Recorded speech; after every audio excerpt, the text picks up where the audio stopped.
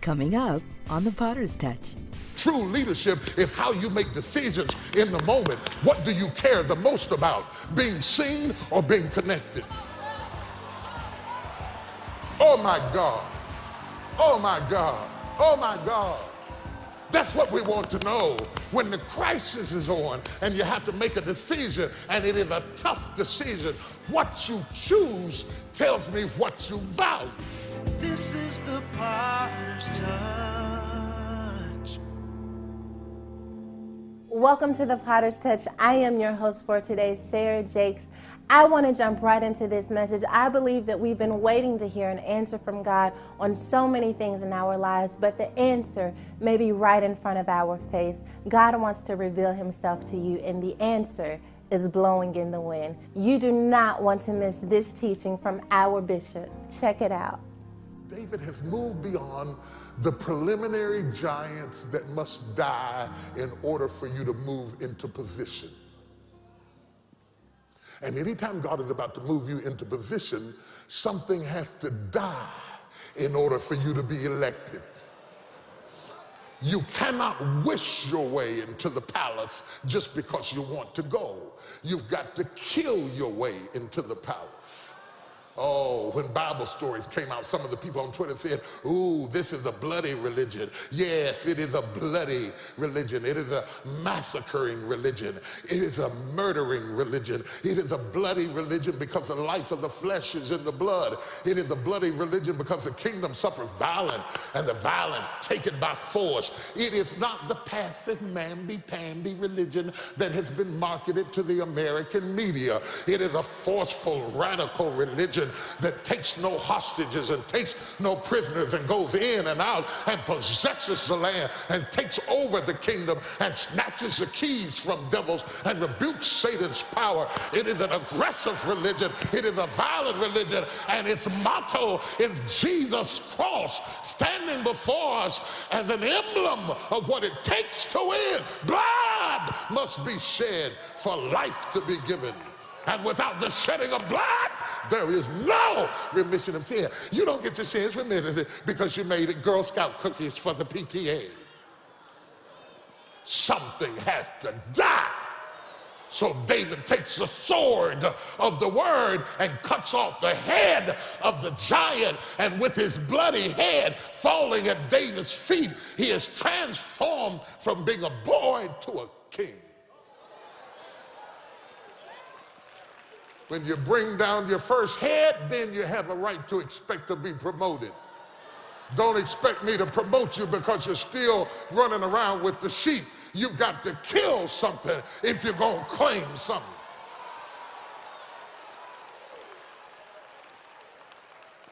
So it is not that little boy who's campaigning for election, killing his giants and cutting the heads off of the giant, and his gift has made room for him and brought him before great men. He has survived the test of obscurity. He survived the test of obscurity. You must survive the test of being overlooked, of being ignored, of not being chosen, of being set aside and feeling like God has forgotten you. You have to survive that in order for you to be sober enough not to be drunk with when people do like you. You have to pass the test of serving God when people don't know you. So he has survived the test of obscurity, and now he's come into the fold of King Saul's dominion, and he has been noticed by the king, and he has to pass the test of election. Now he is a migrant, an immigrant, coming into a predisposed culture of the kingdom, and he has to survive the test of being an outsider brought in. Anytime you are an outsider called in, you're going to be tested because the culture pre-existed your call. And do you have the dexterity and the nimbleness of thought and the tranquility of spirit to be able to integrate what you have into a pre-existing culture? Or are you so arrogant that you must control the culture in order to give your gift? If I say no more, I've said a lot. Most people die at that level of testing. They have the gifting enough to be elected, but their arrogance will not bring about enough humility to humble yourself to learn how to come in as an immigrant and include your gift into a culture that already exists. Instead, you come in the door trying to change the culture and get ejected from the opportunity.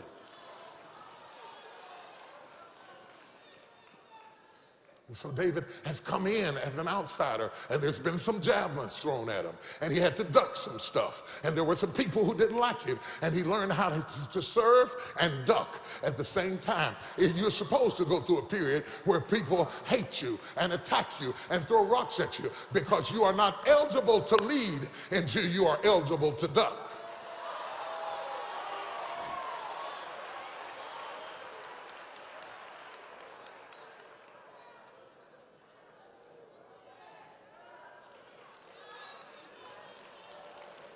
Now he has become the king of a mess.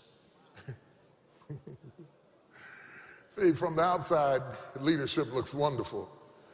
But when you get on the inside details, many times when somebody gives you a position, you're smiling and taking pictures, but when you go to work, you find out you have inherited a mess. A backslidden, discombobulated, disconnected kingdom that splits apart, gets out of control, and he's trying to pull it back together. So he takes authority in pieces. You don't get it all at once. After you've suffered a while. After you've cried and ducked and learn how to deal with people who don't like you. After you've learned how to take your gift and conform it into the culture that you've been called to serve, then God begins to promote you, and you're going to take over in sections. So he's gotten part of it, and he has to go through different levels of anointing. See, he's anointed 3 times. He's anointed before he gets anything. He has to pass the test of being anointed and going back to do the menial. Can you be anointed to be king and still shovel sheep dung?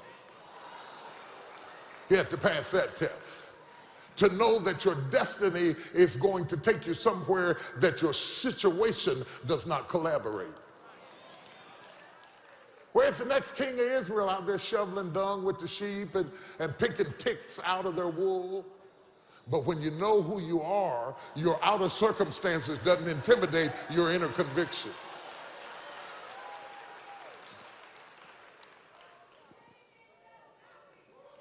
I never will forget going to the convention when I was a young pastor, just started pastoring, and when you just start doing something, you know, you're trying to figure out how you're supposed to do what you're supposed to do, and I'd gone to the convention, and they needed somebody to play for one of those services in the middle of the day where the church is half empty, and there was nobody there to get church started, and I went to the presiding bishop and said, we don't have anybody to play. And he looked at me and said, don't you play? And I said, well, yes, but I'm a pastor. He said, well, you play at your own church. Sometimes your position can produce an arrogance where you don't use your gifting because the very thing that got you promoted, you got rid of it trying to grab a hold to what is in front of you, but it's what was behind you that got you promoted to the position you're in the first place. So David has to pass the test of being anointed and going back to his old job and shutting his mouth and not complaining about what they need to do and focus on being good at the menial before you attack being excellent at the mighty. Because if you're not good at the menial, you're not going to be excellent at the mighty. Good leaders are great leaders because they pay attention to small details. They care about little things. That's what separates good from great is little things. I don't have time to fool with all of that. I'll get stuck in it. And then he becomes the king of Judah. He takes over one section of the fray. And then 7 years later, he is anointed the king of Israel. He has just come into full power. And he has come into full power not because of how well he fights, but because of how deeply he loves. Now, don't get it twisted. David was a fighter. Anytime you kill men and cut off their foreskins and throw them down at the feet of the king and say, what else do you want? David could fight. And don't think that David was not intelligent, because David was so intelligent, he acted a fool. Because real intelligence knows when to act the fool. When you see anybody sporting their intelligence, it's false intelligence. Real intelligence will feign itself to be mad at the right time. When you're really big, you can act little. But when you're really little, you gotta act big. Y'all don't hear what I'm saying to you. He had to pass all of those tests, and now he's come into power. And the first thing he does is says, I want to bring back the Ark of the Covenant. Now, the Ark of the Covenant is the symbol of God's power and anointing. And David says, I want to bring it back. And this is the first glimpse in his leadership of how the little boy's behavior has informed the man's decision. Because the little boy's behavior was, he was out there singing and dancing and worshiping God in the sheep dung. The little boy valued the presence of God. And it is the values that you establish in your youth that informs your ability to manage your adult life. If it's not important to you here, it's not going to be important to you there. And God will appoint you over what is important to you. It is your values. It is your ethics. It is how you make choices that gets you promoted. It is not your strength. It is not your talent. It is not your war skills. It is not how you fight. It is not how you draw. It is not your technology. It is not your intellectualism. It is your values. So that when you are backed up against the wall and you have to make a decision, true leadership is how you make decisions in the moment. What do you care the most about? Being seen or being connected? Oh my God. Oh my God. Oh my God. That's what we want to know when the crisis is on and you have to make a decision, and it is a tough decision. What you choose tells me what you value. It is not a matter of rights and wrongs. It's a matter of priorities. Here's the test of leadership. Anybody can see the little picture. Leaders see the big picture. And David's big picture issues is the presence and the purpose of God. Still to come on The Potter's Touch. Are you fighting battles that are not your fight? Losing your strength, your energy, and exhausting your weapons on enemies whose words do not affect your destiny. Some things you ought to leave broke. Oh, y'all don't hear what I'm saying. God didn't call you to fix everything and straighten out everybody and solve everybody's problems and get in everybody's business. You ought to pray and ask God, is this my fight?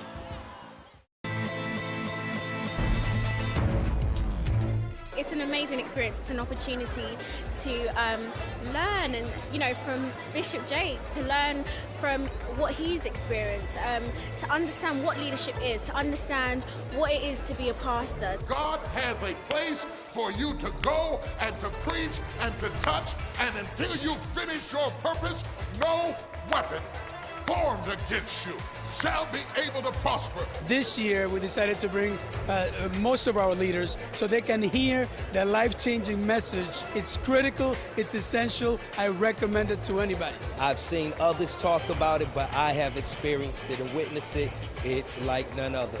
Save your money, do whatever you got to do to get here, because your ministry, your life will never be the same.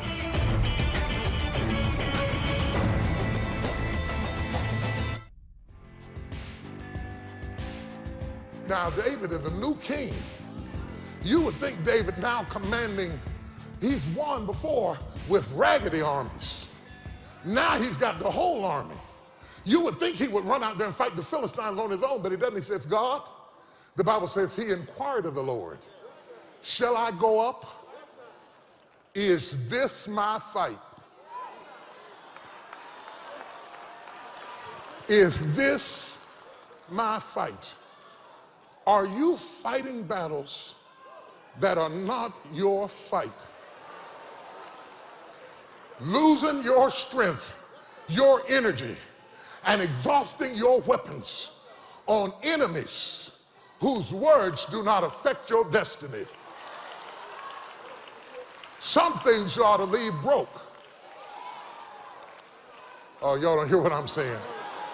God didn't call you to fix everything and straighten out everybody and solve everybody's problems and get in everybody's business. You ought to pray and ask God, is this my fight? So he inquired of the Lord, and he said, is this my fight? Lord, you ain't gonna let me finish. You just keep feeding me. He says, is this my fight? And God says to him, yeah.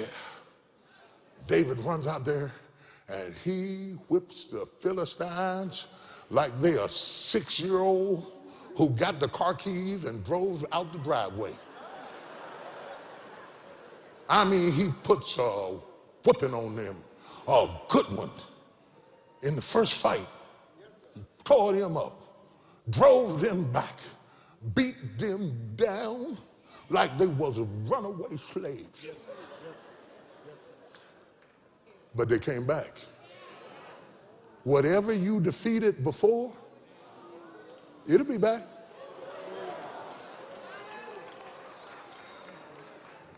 Just because you beat it the first time doesn't mean it won't come up again. Because you beat it in the first semester. You get a break. Now you come back around for the second semester. Now here is the test of the second semester. And it epitomizes the purpose of me preaching this text. He won without dispute in the first semester. He got an A. GPA is 4.0. He's doing good. The same enemy comes against him again. Somebody say again. Now, this is the test to see whether you have hired a king that is a monument stuck in a system of doing things one way, or whether you have a king who is a leader conducting a movement who does not assume that the next battle is fought in the old method. When the enemy comes against him again, instead of him depending on his last tactical move and going out and getting in a new fight in the old way, he stops and inquires again. You didn't get that. They fought him the first time. David said, is this my fight? And the Lord said, go get him. And he whipped him. That means that David attributes his success to God's permission. If this is the test. Do you attribute your success to God's permission or your talent? Because if you attribute your success to your talent, you'll stop praying and start thinking. But if it took prayer to whip that devil the first time, it will take prayer to whip him again. Can I go just a minute further? So he says, watch this. He says, shall I go up? It's the same enemy. It's the same David. It's the same army. It's the same attack. But he goes back and asks the same question again. Do I have permission, Pastor, to fight the battle I used to fight? And if the answer is yes, do I need to employ the same method this time that got me the victory the last time? Because I realize it is not my methodology that got me the victory. It is God's permission that got me the victory. So he says, shall I go up? And listen at the answer. This is the answer. This is it. God says, yes, you can, but you cannot go up now. He says, turn your back on the enemy. I want you to go change your position. Got your troops behind you. You look like you're scared. And now I want you to, first your back is turned like you're scared. And now I want you to move into another position and freeze. Shanda bohosha. When God tells you to be still, you can always know he's about to do something. He said, David, be still. Lord, but they're coming against me. He said, be still. Lord, but they set themselves array against me. Be still. Yes, Lord, I'm going to stand here. I'm going to look bad and stand here. I'm going to have my leaders question my ability and stand here. I'm going to have the new Israel nation look at their king on pause while the Philistines are coming, and I'm still going to stand here because my faith is not in them people, and my faith is not in my captains. My faith is in you, that he that hath begun a good work shall perform it unto the day of Jesus Christ. So watch this. I'm going to make this point and I'm going to shut it down. I can't go everywhere I want to go with it. So he says to him, he said, wait, what am I waiting on? And this is what I want you. He says, get real quiet. Don't go by what you see. Go by what you hear. He says, I'm not going to say yes when it's time. I will not speak to you about this again. I'm now training your ear. I taught your fingers to war in the first battle, but I'm training your ear to hear in the second semester. So this is not about how well you fight. This is about how well you hear. He said, I want you to stand still regardless of what you see coming at you and be still. When you hear the sound,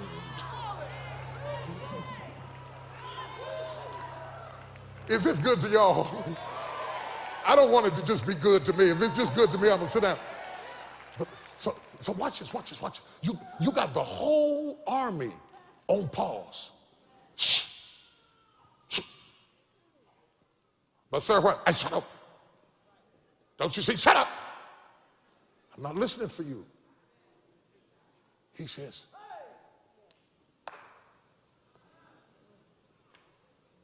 when you hear the sound of the rustling in the top of the trees,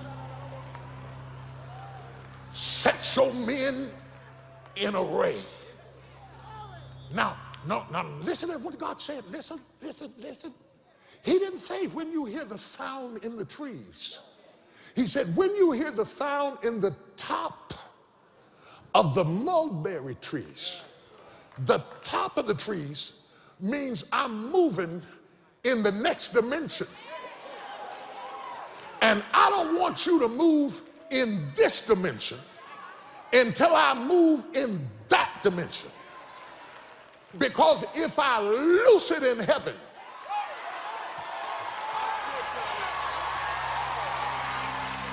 if I loose it in heaven, you can loose it in earth. But if I bind it in heaven, you can bind it in earth. So don't go after anything on the earth until it's yours in the heavens. And if you only reach after what I'm reaching after, you will always be a winner. So when you hear the sound in the top of the mulberry trees, it will be a sign that I am moving out ahead of you. And when I release my angels, then you release your soldiers. I don't know who I'm talking to, but don't fight that thing by yourself. Wait till you hear the sound.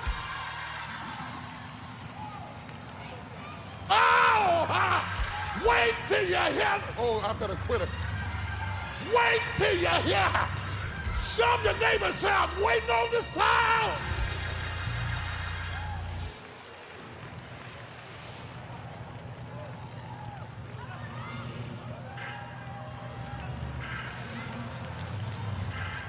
Touch everybody you can reach and say, saddle up your horse, saddle up your horse. Saddle up your horse. We're getting ready to move.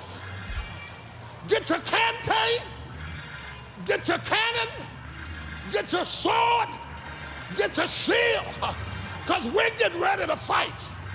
Look at your neighbor and say, why are you going to fight now? Look at him and say, because I hear something moving in the top of my life. Nothing is moving in the bottom, but way up in the spirit world, I hear the sound.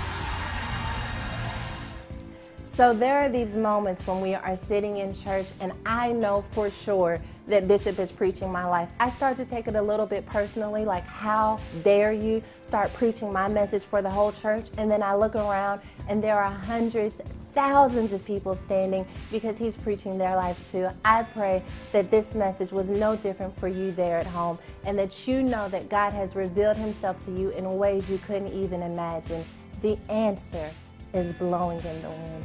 Thank you so much for tuning in. If it wasn't for the support of our partners, we would not be able to offer you this programming. And so we want to thank them for loving on us and standing with us as we continue to offer God's word to the world. Can't wait to catch you here next time on The Potter's Touch. Now every sermon is about the benefits, but the only problem is nobody's doing the job. How are you eligible for the benefits when you don't do the job? The only reason you're afraid is because you are filled up with yourself. But when you get filled up with him, you will not be afraid. With your gift of any size, you'll receive Bishop's message out of service on CD from the Full Tank series. And with your gift of $70 or more, you'll receive the entire 3-part series Full Tank on DVD. Does Christ hang around you or does he live inside of you? He wants to go from being around you to being in you. However, with your gift of $160 or more, you'll receive Full Tank on DVD and our Christmas gift collection, which includes the Message of Christmas booklet, a box set of inspirational cards, and Joy, Hope, and Peace candle holders. Rev up your engine and go the distance on a Full Tank today. The mulberry tree is really a tall bush that blossoms with berries and has fragrance. So if the wind gets in the blossom, it produces a fragrance that gets in the atmosphere so that you can smell the wind moving through the blossoms of the mulberry tree. The reason I took the time to study the height was so I could tell you the answer is above you, but it's not far from you. This is the Potter's Touch.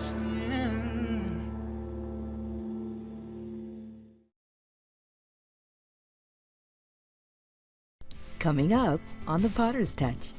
That's how you know you have greater income, influence, or impact. It is the attack that informs you that you have now become serious enough to be on the attack list of the enemy. If you are not being attacked, it's because you don't have enough impact. And the devil said, I'm not going to waste an attack on somebody who doesn't have impact. Do you understand what, oh God, do you hear what I'm saying to you? This is the Potter's Touch. Welcome to The Potter's Touch. I am Sarah Jakes. To be honest, this message really needs no introduction, but I know it's going to bless you tremendously. Can't wait for you to check it out. Serving a higher purpose. So I talked to you a little bit about income, and I talked to you a little bit about influence. And I want to close and tell you about impact. Impact. Impact. God will give you impact for a higher purpose. If you have income, or you have influence, or you have great impact, you're going to be hated.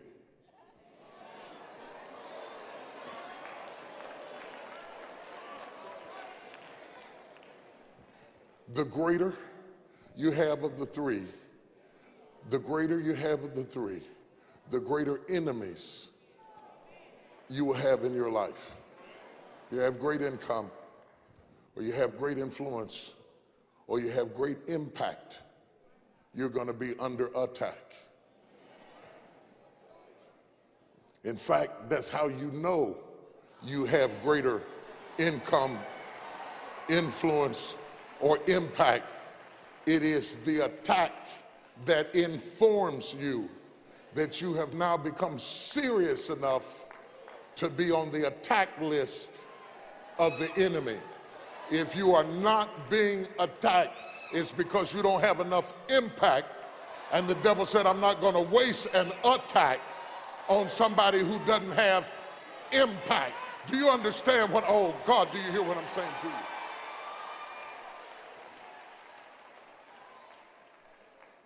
And I thought I would tell you this story about 15 years ago, 14, 15 years, something like that. My ministry was just exploding. It was just going some kind of way I'd never seen before. And there were lines for a 7 o'clock service that were starting at noon. They were wrapped around the building and crying if they got turned away. TV stations were exploding everywhere. It was on the cover of every major magazine across the country. And I ran into a level of haters like I had never seen before. It's one thing to read about people attacking somebody else, but it's another thing when it's you.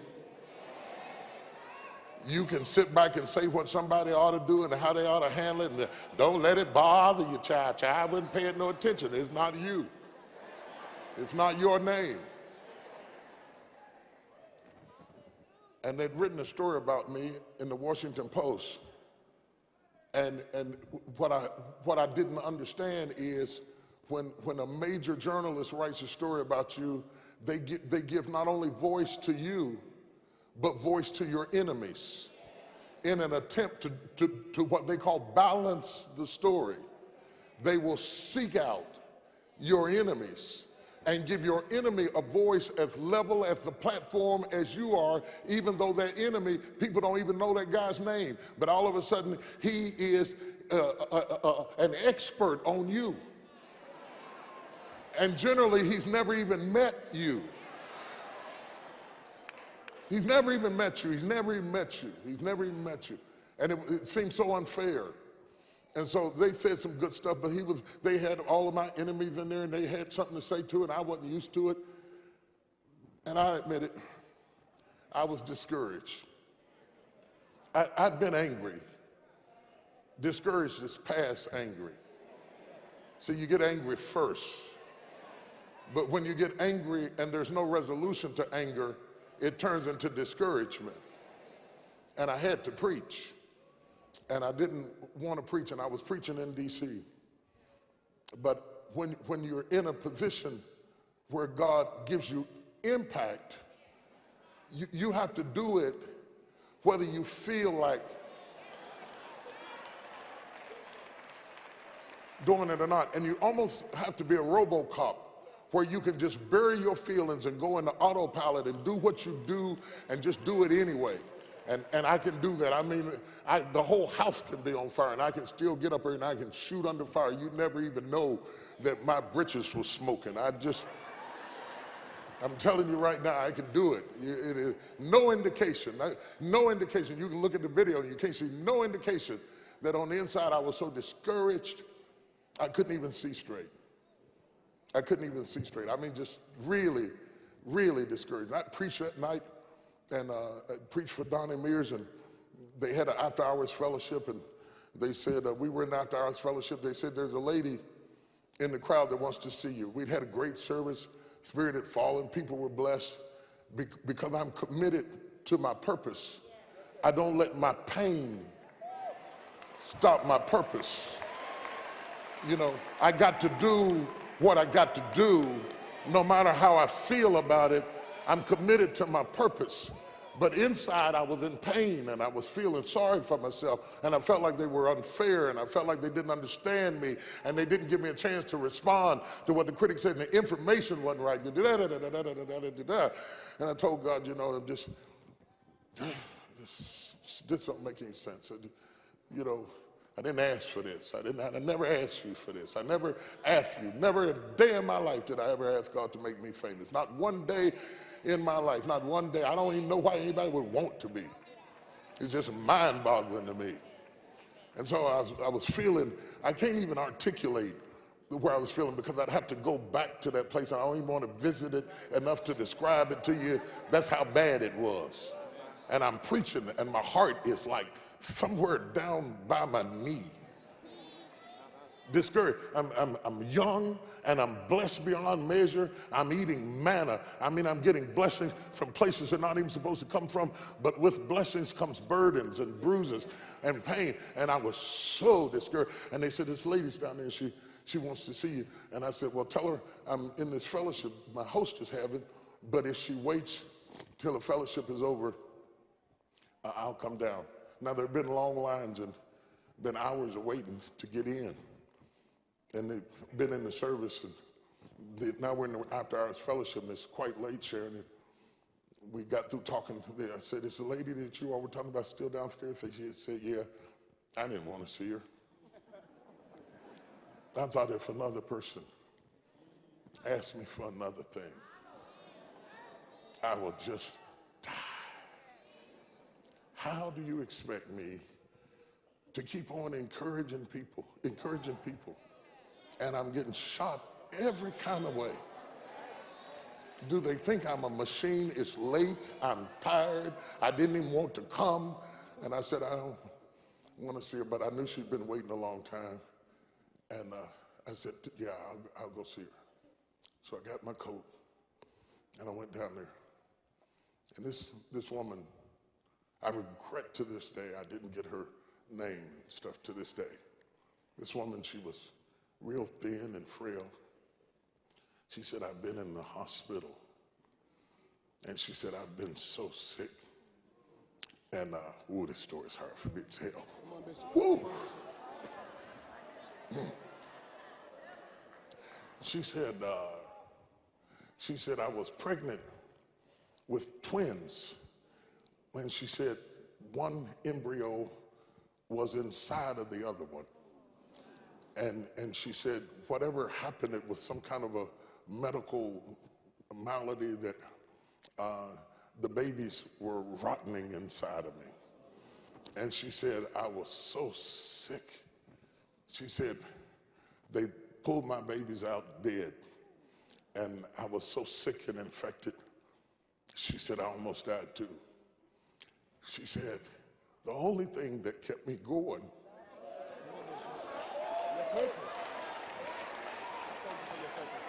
she said, the only thing that kept me going was hearing you preach on TV. She said, every time I thought I was just going to die, she said, you come on and say, get ready, get ready, get ready, get ready, get ready, get ready. She said, and it kept me going. She said, so I got out of the hospital, and she said, I'm weak, and she said, I'm sick, and I had to stand in line and go through all of this to get to see you, and I've been waiting all of this time. She said, I just got one thing to tell you. She said, it's for us, Bishop.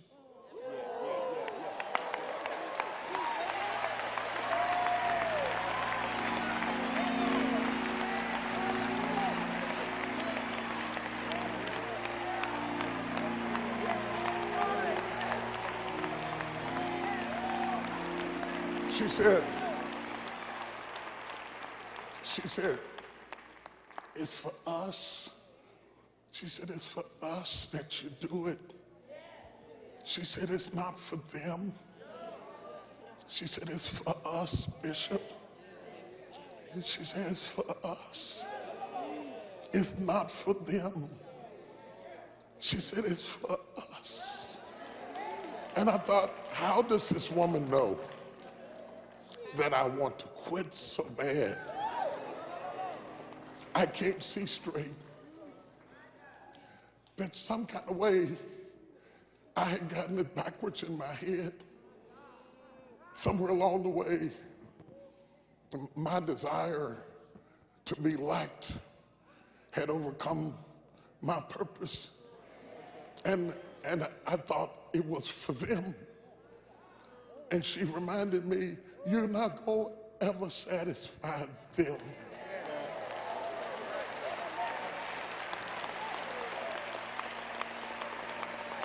She said, what you do is for us. She said, it's for people like me who are sick and hurt and dying. She said, I can't speak for nobody else. But she said, it is for us. Still to come on The Potter's Touch. You have to have something that you live for that's bigger than money, that's bigger than prestige, that's bigger than opportunity. You have to have something that is more important, because you are going to live and you're going to die. And if it was just about cars and it was just about houses and it was about nothing at all, it has to be something that drives you, that's bigger than your circumstance and bigger than your situation. So whether you're on the mountaintop or whether you're on the valley or whether you got a whole lot or whether you're going through a test, it does not matter. What matters the most is that you have something that you believe in. It's an amazing experience. It's an opportunity to learn, and from Bishop Jakes, to learn from what he's experienced, to understand what leadership is, to understand what it is to be a pastor. God has a place for you to go and to preach and to touch, and until you finish your purpose, no weapon formed against you shall be able to prosper. This year, we decided to bring most of our leaders so they can hear the life-changing message. It's critical, it's essential. I recommend it to anybody. I've seen others talk about it, but I have experienced it and witnessed it. It's like none other. Save your money, do whatever you got to do to get here, because your ministry, your life will never be the same.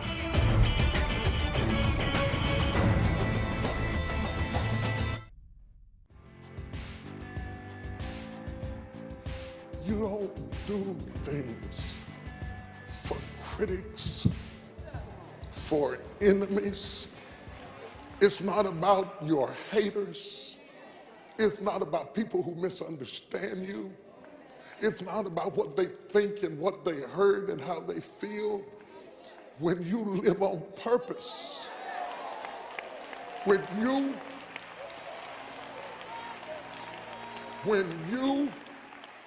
live on purpose, the moment you remember your purpose, nothing that your enemies do and nothing that they ever say will ever stop you again.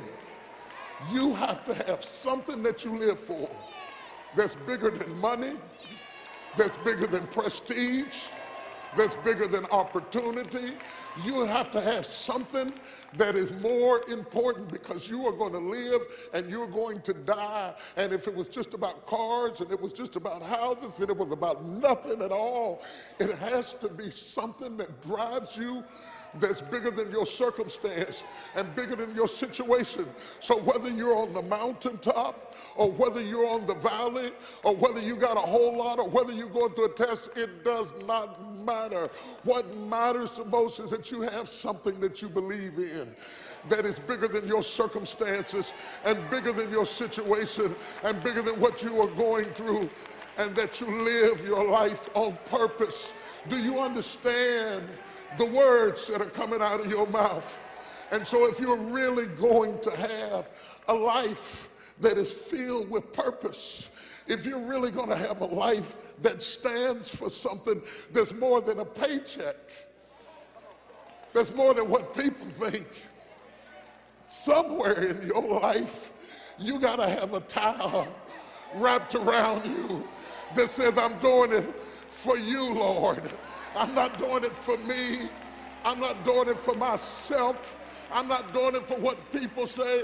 I'm not doing it for my ex-husband. I'm not doing it for my ex-wife. I'm not doing it for my mother-in-law. I'm not doing it for my Uncle Bob. I am doing what I'm doing because I live for a higher purpose.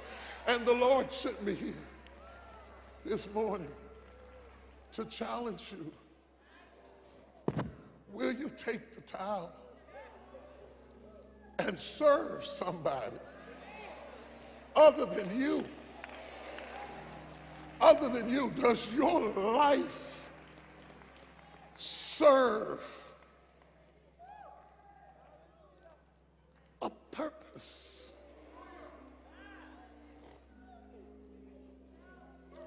Does your life, I mean beyond paychecks and going to work and paying the rent and taking care of stuff and doing what you do, do you serve anybody?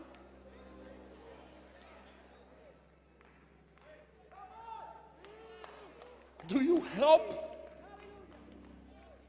anybody? I ain't talking about your husband and your kids. You're supposed to do that. Excuse me for using bad English, but it fit my mood. You're supposed to do that. Are you so busy going after the crown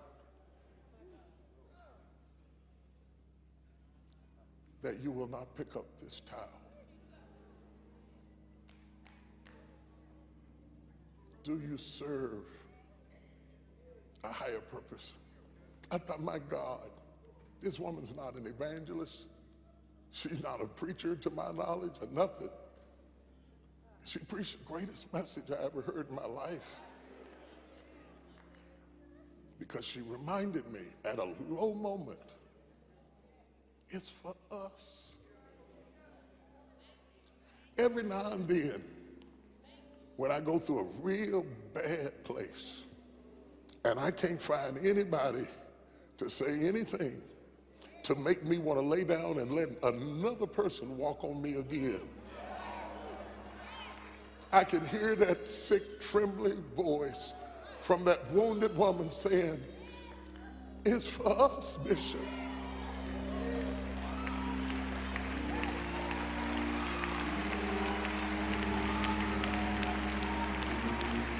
It's for us. You see, my ministry has always been to hurting people. It always has been. It probably always will be. And I almost forgot that they that are not sick don't need no physician. Those who have not been in the wilderness will never understand my ministry. Until you have been bitten by the serpents and the cockatrice, you will always find some reason not to appreciate what I came to say. I found that thing I was born to do, that I was created to do.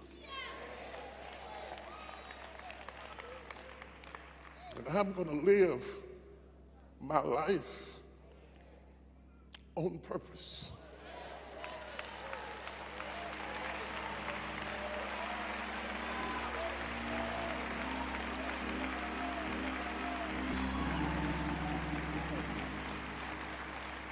It does not have to be big, and it does not have to be prestigious, and it doesn't have to make you rich, and it doesn't have to make you famous. But before you suck your last breath in your lungs, serve. Don't come to a church and eat and eat and eat and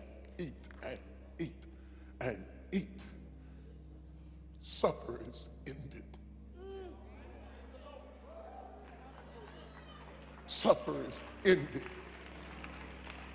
Lay aside your garments, your agenda and your pride and your arrogance and your need to be acknowledged, and get yourself a towel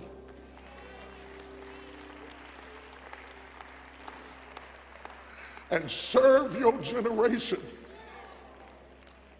No matter what they say, no matter what they do, no matter what you go through, no matter how you're attacked or your family or your friends are attacked, serve a purpose or shut up. For God's sake.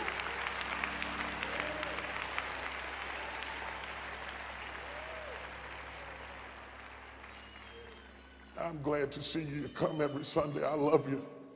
I really do.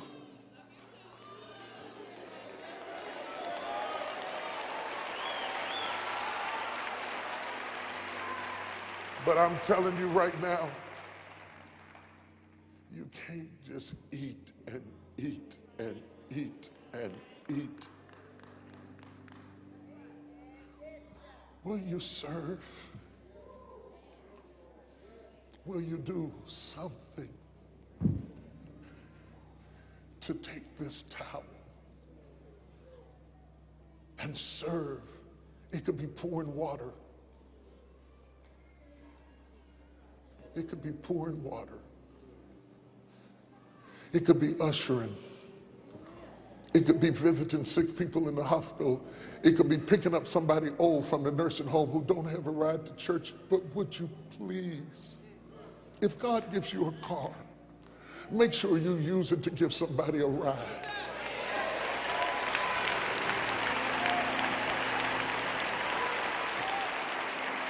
If he gives you food, feed somebody that you don't charge. If he gave you a talent, use it to lift somebody. Your service may not always be in a pulpit. It may not always be in a choir stand. It may not always even be in church. But does it serve a purpose higher than you?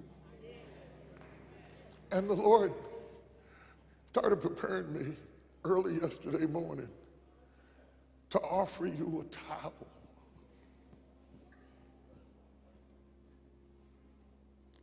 To just offer you a towel.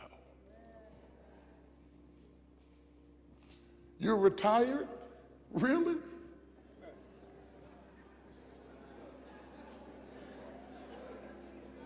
Why should God give you more days to sit around if you're not going to serve somebody? You're too young to serve? Really? Why should God invest in a selfish desire to be another glutton in the kingdom? When you serve people, God will provide, God will protect, God will guide you. The beauty of service is that you can't lose when you serve. Have a heart of humility, challenge those around you to pick up their towels and serve as well, and know that the world will be made better because you've answered that call. I want to thank our partners for your continued support of the Potter's Touch. If it wasn't for you, we would not be able to touch millions of lives around the world. We could not do it without you. Don't want to see it without you, and look forward to growing with you. Join us here next time on the Potter's Touch. Now every sermon is about the benefits, but the only problem is nobody's doing the job. How are you eligible for the benefits when you don't do the job? The only reason you're afraid is because you are filled up with yourself. But when you get filled up with him, you will not be afraid. With your gift of any size, you'll receive Bishop's message Out of Service on CD from the Full Tank series. And with your gift of $70 or more, you'll receive the entire 3-part series Full Tank on DVD. Does Christ hang around you, or does he live inside of you? He wants to go from being around you to being in you. However, with your gift of $160 or more, you'll receive Full Tank on DVD and our Christmas gift collection, which includes the Message of Christmas booklet, a box set of inspirational cards, and Joy, Hope, and Peace candle holders. Rev up your engine and go the distance on a full tank today. MegaFest is returning to Dallas, Texas, August 20th through 22nd. And we've got even more in the best 3-day faith and family festival on the planet. Inspiration, music, comedy, entertainment, youth, and more is coming back to thrill you again. MegaFest 2013 was awesome, but MegaFest 2015 is going to be even bigger and better. Register now at mega-fest.com.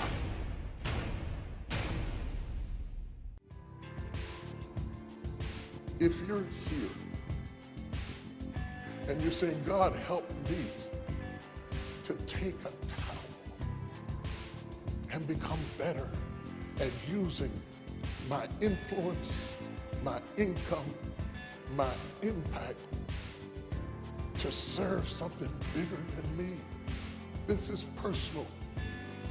I think it's a call to discipleship. I think it's a call to stop being a churchgoer and to really be a disciple. I think it's a call for you to really commit your way unto the Lord and stop living your life for you. It's old, and y'all don't have to sing it, but for the last month, I've been humming, must Jesus bear the cross alone? And all the world go free. This is the potter's touch.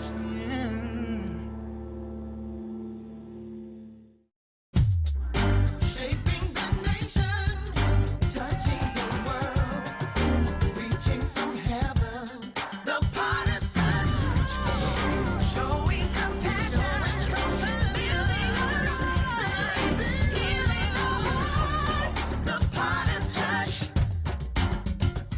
He goes from speaking in singular terminology of servant, and even when servants talks about a singular, into a plural terminology of servants. The pattern is clear.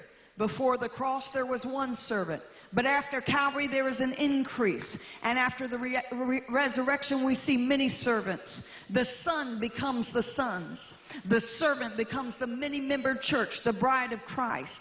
It is very clear that Isaiah chapter 54 was written for you.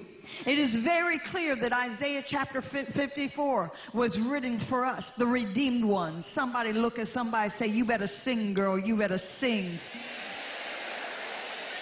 Now he's talking to us. This promise is for you. This is not for many centuries ago. This is not for thousands of years ago. This is your word that God's getting ready to release you into what he's promised for you. I don't know who's been barren, but I'm getting ready to show you your breakthrough. I don't know what you went through, but God says it's a setup. I have a word for his church and for your elevation, for your advancement. Your trial will not be wasted. Your pain will have purpose. God's going to use everything the enemy meant for bad, and he will turn it around for good. He shows us very clearly that beauty is to follow affliction and peace is to follow tempest and disturbance. I know it's not popular and you're not going to stand up and shout, but you will give God some praise for some things that cause you some headache and some heartache. You're going to look back and you're not going to thank God for everybody who just cheered you on, but you're going to thank God for Judas that kissed you. You're going to thank God for every enemy that